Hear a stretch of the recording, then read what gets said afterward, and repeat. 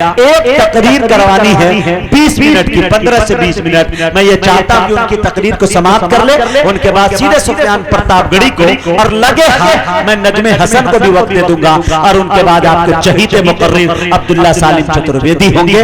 میں گزارش کرنا چاہتا ہوں کہ ان کو سنے بغیر نہ جائیں. ان کی تقریر بڑی جامع ہوا کرتی ہے. میرے دوستو، بڑے ادب کے ساتھ، بڑے احترام کے ساتھ میں اس جلسے کے اندر جو پیش آئے، اور بڑی قربانیاں ان کی رہی. قد میں چھوٹے، پد میں بہت بڑے نظر ہوا ہے.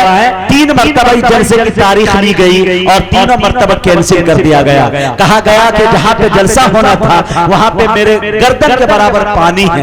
تاریخ کینسل کر دی گئی، پھر کئی بار کینسل کر دی گئی. ہم لوگوں کے کئی مرتبہ ٹرین کے فلائٹ ٹکٹیں رد کی گئی. میرے دوستوں، بعد میں جا کے یہ تاریخ کا تعین ہوا اور شورا مقرر تشریف لے آئے. بڑی قربانی رہی اس بچے کی. میں یہ چاہتا ہوں کہ آگے چل کر وہ امداد اللہ مہاجر کی طرح خدمت کرے اور اسی طرح سے ٹیپو سلطان کی طرح خدمت کرے. حضرت حجت الاسلام حضرت قاسم نانوتوی بن کر وہ دکھائے. بڑی امید کے ساتھ یہ گاؤں والے بھی، علاقے کے لوگ بھی امید رکھتے ہیں. میں بڑے ادب کے ساتھ عالی جناب حضرت مولانا سرفراز صاحب سے گزارش کر رہا ہوں جو ان دنوں متعلم ہے مظاہر میں گزارش کرتا ہوں وہ تشریف لائے اور اپنی قیمتی باتوں سے ہم سامعین کو نوازیں. دیکھیں بھائی آپریٹر،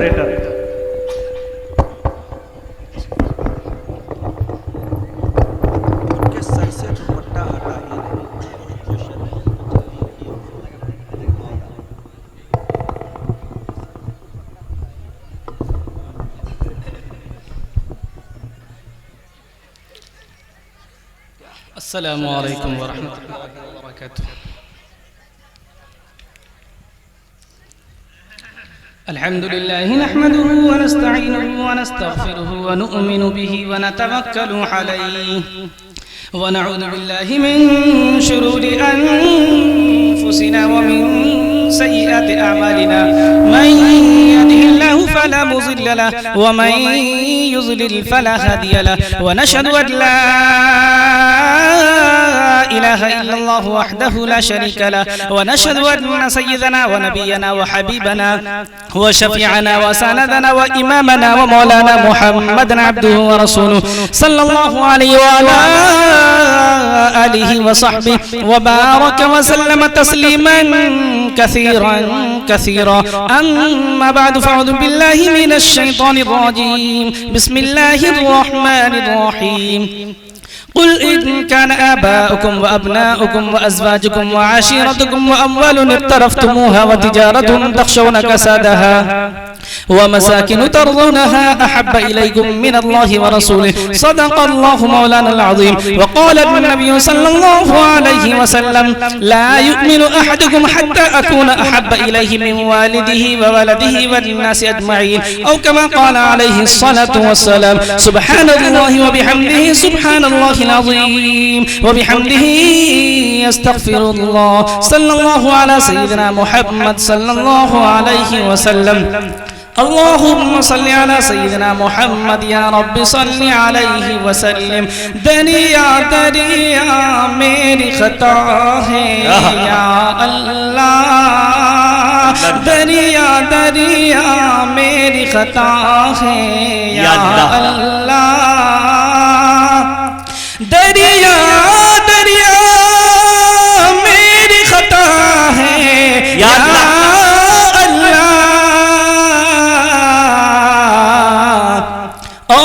سمندر تیری عطا ہے یا اللہ. بھیجے کہ فاروقی ایوبی جاہ جلال. بھیجے کہ فاروقی ایوبی جاہ جلال. امت کا وقت برا ہے یا اللہ. امت کا وقت برا ہے یا اللہ. بڑے ادب کے ساتھ آپ سن رہے ہیں. انتہائی خوشی کی بات ہے کہ آج ہم یہاں نبی کی نسبت پر جمع ہوئے ہیں. نبی کا تذکرہ ادب سے کرنا چاہیے اور ادب سے سننا چاہیے. اس لیے کہ ہو سکتا ہے یہ سننا ہماری دل کی گہرائی میں اتر جائے اور ہماری بخشش کا، ہماری نجات کا، ہماری ہدایت کا ذریعہ اور سبب بن جائے۔ اس لیے کہ رب کے یہاں ہدایت کے فیصلے اسی وقت ہوتے ہیں جب ہدایت کی طلب ہوتی ہے۔ اس لیے اگر عمل کی نیت سے کہا جائے گا اور عمل کی نیت سے سنا جائے گا تو مجھے یقین کامل ہے کہ یہ دونوں ہمارے لیے کامیاب ثابت ہوں گے۔ حضرات، میں تمہید میں صرف اتنا کہنا چاہتا ہوں کہ آج کائنات کے چپے چپے کے حالات یہ ہیں، مسلمانوں کو ذبح کیا جا رہا ہے، ان کے خون سے ہولیاں کھیلی جا رہی ہے، ان کے گوہروں کو نیست و نابود کیا جا رہا ہے۔ آج کائنات کے کونے کونے میں، آج کائنات کے ملک ملک میں مسلمان سسک رہا ہے۔ اگر کائنات کے اوپر اور زمین کے اوپر، آسمان کے نیچے کوئی گھر جلتا ہوا دکھائی دیتا ہے، تحقیق کرو تو پتہ چلتا ہے یہ مسلم قوم کا گھر ہے۔ اگر کسی کے سر سے دوپٹہ کھینچا جاتا ہے، تحقیق کرو تو پتہ چلتا ہے یہ مسلم قوم کی بچی ہے۔ اگر کسی عبادت خانے کو مسخر کیا جاتا ہے، لٹایا جاتا ہے، تحقیق کرو تو پتہ چلتا ہے یہ مسلم قوم کے عبادت خانے ہیں۔ آج کائنات کے کونے کونے میں، آج ملک کے کونے کونے میں مسلم قوم کی عزتوں کو نیلام کیا جا رہا ہے، ہمیں ہمارے گھروں سے نکالا جا رہا ہے، ہمیں ذلیل و خوار کرنے کی ناپاک کوشش کی جا رہی ہے۔ آئے دن ہم اخبار میں پڑھتے ہیں، آئے دن ہم ٹی وی چینلوں پر دیکھتے ہیں، دیکھ کر اندر عجیب سے محسوس ہوتا ہے۔ اس لیے مسلمانوں، مائک پر رب کعبہ کی قسم کھا کر کے اعلان کر دینا چاہتا ہوں کہ مجھے زندگی عزیز نہیں ہے، مجھے مسلم قوم کی عزت عزیز ہے، مجھے زندگی عزیز نہیں ہے، مجھے تو نبی کا گھر عزیز ہے، مجھے زندگی عزیز نہیں ہے، مجھے تو نبی کی شریعت عزیز ہے۔ اس لیے مسلمانوں، دو ٹوک طریقے پر اعلان کر دینا چاہتا ہوں، آج مسلمان جہاں بستا ہے، جہاں رہتا ہے، انہیں ذلیل و خوار کیا جاتا ہے، انہیں کاٹا جاتا ہے، انہیں مارا جاتا ہے، کتنوں کو کاٹا، کتنوں کو چھاٹا۔ اس لیے میں یہ کہہ دینا چاہتا ہوں، اگر تم نے دشمنی کرنے کی ٹھان رکھی ہے کہ نہیں جناب، تمہارے نبی نے بڑے اتیاچار کیے تھے، اس لیے ہم مسلمانوں کا دھرم بدل کر کے رہیں گے، ان کو مندر کے اندر گھنٹا بجوا کر کے رہیں گے کیونکہ ان کے نبی نے ظلم و زبردستی کی تھی، تو میں یہ کہوں گا نفرت پرست لیڈروں، معصوم کے خون سے ہولی کھیلنے والوں، نبی کو ظالم کہنے والوں، محمد کے بارے میں کیا کہا گیا سنو۔ محمد کے بارے میں کہا گیا ہماری کتاب کو چھوڑ دو، ہماری حدیث کو چھوڑ دو، ہمارے قرآن کو چھوڑ دو، اپنی کتاب کو اٹھا کر کے دیکھو، جو کتاب تمہارے مندر میں ہوتا ہے، جو کتاب تمہارے پاٹ شالے میں ہوتا ہے، وہ کتاب میں لکھا ہے محمد اللہ کے مقرب بندے ہیں اور اس کے رسول ہیں۔ جب محمد 10,000 لشکر جرار کی فوج لے کر نبوت کی شان کو دکھاتے ہوئے، اسلام کا کلمہ لا الہ الا اللہ کا جھنڈا لہراتے ہوئے مکہ پہنچے۔ مکہ کیوں آئے؟ نبی پہلے مکہ میں پیدا ہوئے تھے، لیکن نبی پہلے مکہ میں پیدا ہوئے تھے، مدینہ کیوں گئے؟ کیونکہ شرابیوں نے، کفاروں نے، مشرکوں نے ان کو مجبور کیا تھا، ان کو پریشان کیا تھا، ان کا خون بہایا تھا، اس لیے نبی مدینہ المنورہ چلے گئے تھے۔ اس لیے نبی جب 10,000 لشکر جرار کی فوج کے ساتھ نبی جب مکے کو فتح کرنے کے لیے روانہ ہوئے، قسم خدا کی اگر یہ 10,000 کی فوج آج کی تاریخ میں ہوتی تو کوئی چین یا پاکستان ہمارے ہندوستان کی طرف دیکھنے کی جرات نہیں کرتا۔ اس لیے ابو سفیان کہنے لگا اے باز، آج تو تمہارا بھتیجا بادشاہ لگ رہا ہے۔ کہا یہ بادشاہت نہیں ہے، یہ نبوت کی شان ہے۔ جب نبی مکہ کو فتح کرنے کے لیے روانہ ہوئے تو حضرت سفیان نے کہا کہ کل تک جن مشرکوں نے بیوی سمیہ کو پھاڑ کر رکھ دیا گیا تھا، بیوی سمیہ کے جسم کو پھاڑ کر رکھ دیا گیا تھا، کل تک جن مشرکوں نے حضرت بلال حبشی کو تڑپا تڑپا کر مارا تھا، کل تک جن مشرکوں نے حضرت زبیر کی آنکھیں کھلے کھلے نکال لی تھی، آج ان کے ماننے والوں کی تو شاید خیر نہیں ہے، آج ان کے ماننے والوں کی تو بخشش نہیں ہوگی۔ ایک صحابی نے اعلان بھی کیا اے اللہ کے رسول، آج ہم کسی کو نہیں بخشیں گے۔ اللہ کے نبی نے کہا کیوں؟ کہا اللہ کے نبی آپ کو معلوم نہیں ہے جب وہی لوگ ہیں کہ 3 سال تک شب ابی طالب کے اندر معصوم بچے بھوک کے بنا تڑپ کر مر گئے تھے، جب وہی ظالم کی اولاد ہے کہ 3 سال تک صحابہ اکرام کا پائے کاٹ کر دیا گیا تھا، آج ہماری تلوار ہے ان کی گردنیں ہوں گی۔ اللہ کے نبی کا جواب سننا میرے ہندو بھائیوں، میرے مسلم بھائیوں، میرے نبی کا جواب سننا۔ اے ساتھ تم بدلے کی بات کرتے ہو، تم انتقام کی بات کرتے ہو، مجھے تو ان کا ایک ظلم یاد ہے، میں ان کے ظلم کو برداشت کر کے کعبے کے غلاف کو پکڑ کر جھنجھوڑ کر کہتا تھا، اے ربا تجھے اس گھر کی عظمت کا واسطہ اگر میں کسی موڑ پر ظلم کو برداشت نہ کر کے ان کے لیے دعا کر دوں تو میری اس دعا کو آپ قبول مت کرنا، کیونکہ آپ نے مجھے پوری دنیا کے لیے رحمت للعالمین بنا کر کے بھیجا ہے۔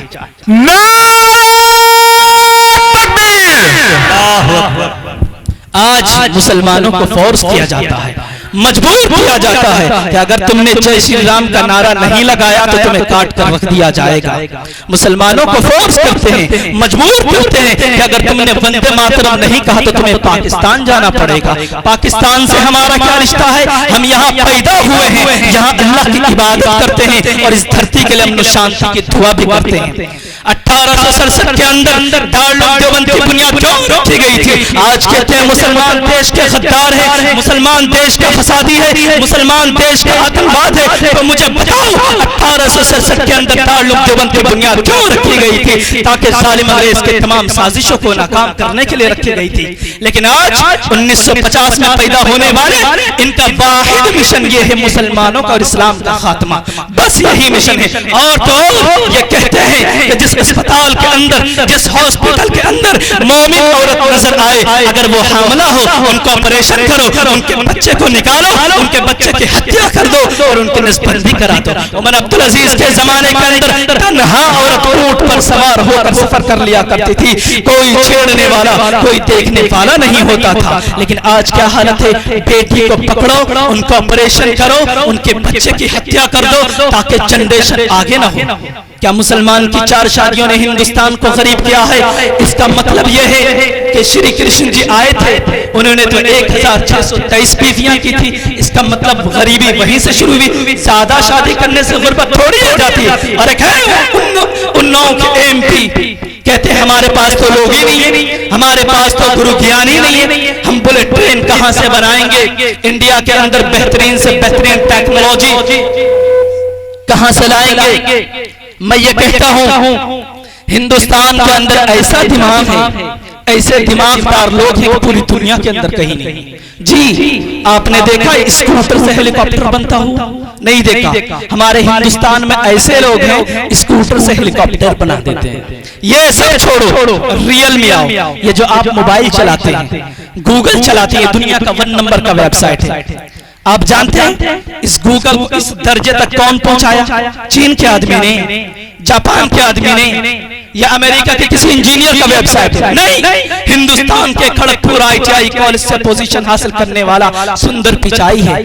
اس وقت 75% شیئر کا مالک ہے وہ، کچھ دنوں کے بعد گوگل کا مالک بننے والا ہے۔ 36 کروڑ روپے ان کی تنخواہ ایک مہینے میں، 36 کروڑ۔ اب کہو مہاراج جی سے اگر اندھا ہے تو کہو کہ لکڑی کے چشمے کو اتار کر پھینک دے اور سندر پچائی کی زندگی کو دیکھے۔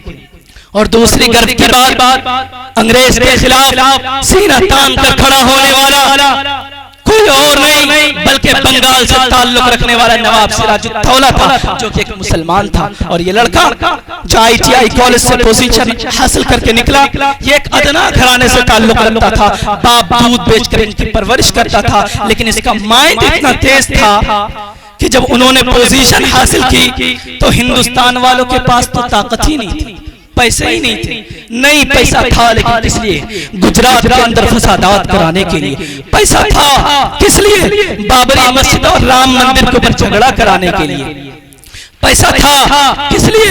نیرو مودی کو جیب بھرنے کے لیے ان کے پاس پیسہ تھا 11,000 کروڑ روپے۔ انیل امبانی کو ان کے لیے پیسہ دینے کے لیے ان کے پاس پیسہ تھا 20,000 کروڑ روپے۔ وجے مالیا کو دینے کے لیے ان کے پاس پیسہ تھا 9,000 کروڑ روپے، لیکن ایک مہان کھیانی سندر پچائی کو دینے کے لیے ان کے پاس پیسہ نہیں تھا۔ ہم تو کہیں گے تم نے دشمنی کی وجہ سے ایسا کیا ہے، تم جو ہے اپنے باپ دادے جن کے تم تلوے چاہتے ہو، ہندوستان کس لیے غریب ہوا ہے؟ انہی لوگوں کو خوش کرنے کے لیے ہندوستان قریب ہوا ہے. ہندوستان کی جن سنکھیا سے ہندوستان کی غربت نہیں ہے. اگر ایسی بات ہوتی تو چین کے اندر ہندوستان سے 3 کروڑ سے زیادہ کی آبادی ہے, وہاں کے 75% لوگ خوشحال ہیں. لیکن آج کہتے ہیں مسلمانوں کی 4 شادیوں نے ہندوستان کو غریب کیا ہے.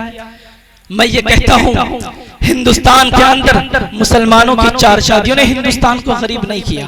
اور تو اور مسلمانوں کو ہندوستان کے اندر جہاں بھی رہتا ہے, جہاں بستا ہے, انہیں کہہ دیا جاتا ہے تم وندے, اگر وندے ماترم تم نے نہیں کہا تو تمہیں پاکستان جانا پڑے گا. آپ جانتے ہیں وندے ماترم کی حقیقت کیا ہے؟ وندے ماترم اگر کوئی مسلمان سچے پکے دل سے کہہ لے اور اپنے بچوں کا اسکول کے اندر اس کا پریئر کرا لے تو وہ مسلمان نہیں رہتا بلکہ کافر اور مشرک بن جاتا. کیوں؟ یہ وندے وندنا سے آیا, مانا عبادت کرنے کے ہیں.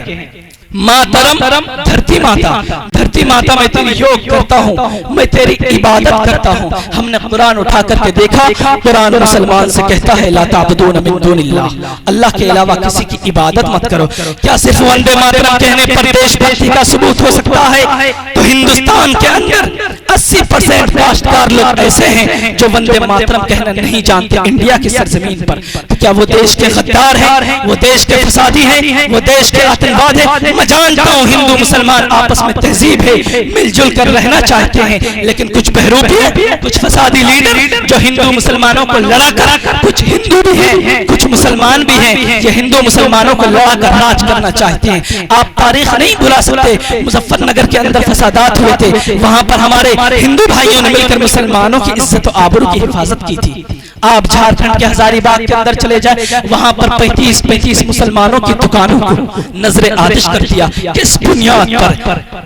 کہ مسلمان دیش کا غدار ہے, مسلمان دیش کا فسادی ہے. کیا شری کرشن کا پیغام یاد نہیں ہے کہ غصے کو تھوک دینا, کسی منشی کو اپنی زبان سے تکلیف مت دینا. خدا کی قسم اگر مسلمان قربانی پیش نہیں کرتے, اگر مسلمان تلوار نہیں اٹھاتے, اگر مسلمان محمد علیہ السلام کے سنت کو نہیں اپناتے, خدا کی قسم آپ کا بھارت ماتا کبھی بھی آزاد نہیں ہو سکتا تھا. آپ دیکھیں تاریخ کو اٹھا کر کے دیکھیں, 1847 کے اندر دلی کے چاندنی چوک سے لے کر خیبر تک کا کوئی درخت ایسا باقی نہیں تھا جس میں 70 ہزار علماء کرام کی گردنیں نہ لٹکی ہوئی ہو. اور تو دلی کے جامع مسجد کی صحن کو اٹھا کر کے دیکھو, شاملی کے میدان کو اٹھا کر کے دیکھو, آج بھی ہندوستان کے اندر دیر زمین مسلمانوں کے خون سے رنگین ہے. کس بنیاد پر, کس آدھار پر؟ اس دھرتی کو بچانے کے لیے کنہوں نے 70 ہزار علماء کرام نے. اگر یہ دیش کے غدار ہوتے, اگر یہ دیش کے فسادی ہوتے, اگر یہ دیش کے آتنکواد ہوتے تو 70 ہزار علماء کرام پھانسی کے پھندے پر نہیں چڑھتے.